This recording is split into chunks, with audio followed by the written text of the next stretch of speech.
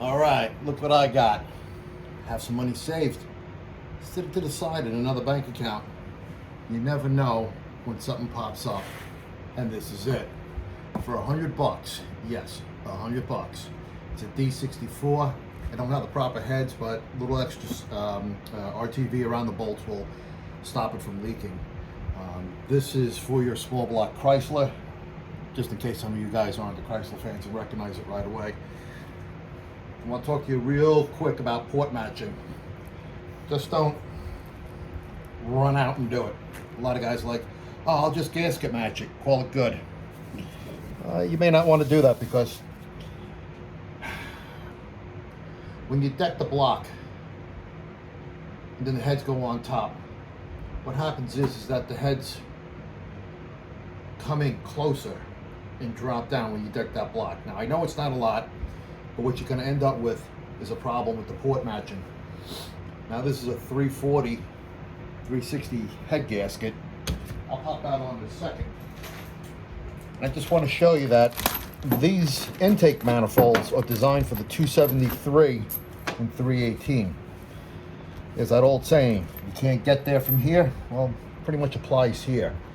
I want to show you something. If you think you could just do that and walk away, you have a problem. If you think you can hang it like this, scribe it, walk away, you probably have a problem, because your head's sunk down low and these ports down here won't match anymore.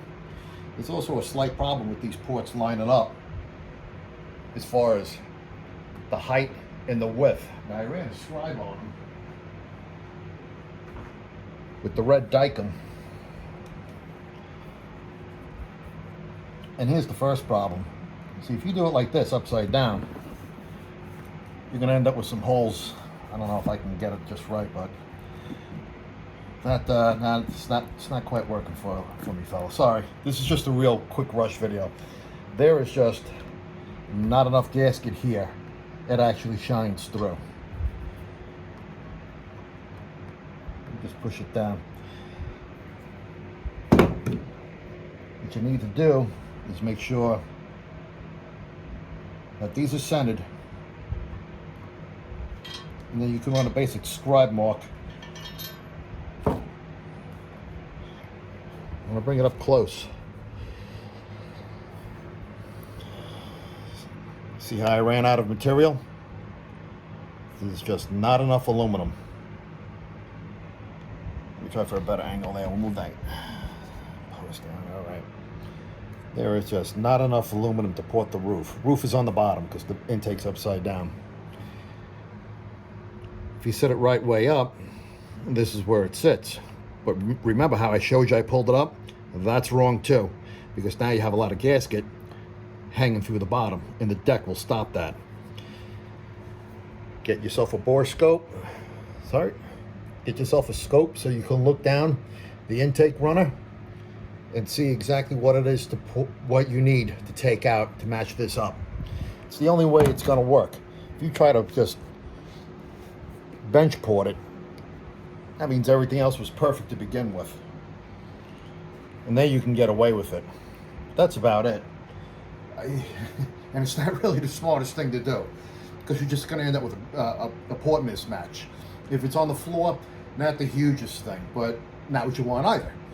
If it's on the roof, you completely screwed the pooch, and you're just throwing power and efficiency, because now we have all that air and fuel hitting the low lip on the roof and reforming into big drops. Power's going to go right down. Not what you want. I mean, you know, who wants to build a cool looking motor that's slow as shit? I'll give you a quick look down the ports. Alright, let me see. Alright. Yeah, we got ourselves a dual plane here. One high, one low. We got some pretty direct feed cylinders. Let me see if this will show.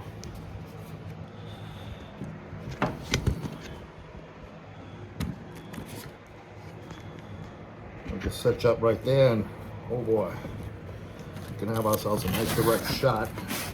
Now if I can only get the light to shine for you guys. Nice.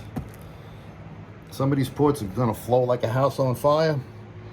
Some of these ports, yeah, maybe not so much. Gotta bend. But we'll see what they do. As soon as I showed this to Charlie, he was like, oh dude, let's part this. And I'm like, I like that idea. There's a problem though. What Charlie wants to do is, I'm sure, the best way. I think you guys could agree. Take out these center dividers. Just make these ovals here like this and like this. Then you can put a spacer on top. You know, like a half-inch Wilson spacer. You might be running out of a little height, so be careful what you do. I thought about it, and I said, Charlie, what do you think of just like making like a Wilson taper over here? Come in on this side and scallop this out and do a deep scallop on this one, because this one really runs really deep. And he's like, nah, we should just cut it out. Well, before I do anything, I'm just going to run it as it is. We'll see how that works. I don't expect a lot out of it. With the small ports on the bigger motor, it's just going to get choked.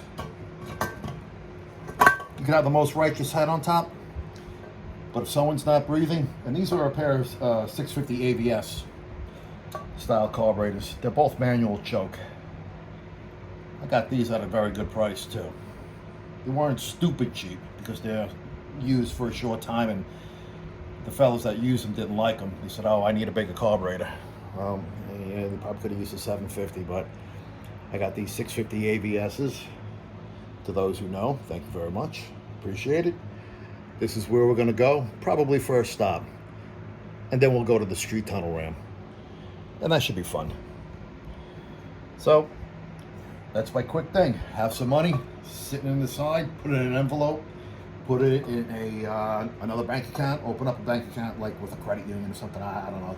Throw $100 in there, add to it once in a while. Probably just like your parents said, for savings, for retirement or anything else. But keep it just for cars. This thing, you can get stuff like this at a quick point and click when you see a deal. Oh yeah. Till next time, everybody. If you like, share and subscribe it. Thanks. See ya.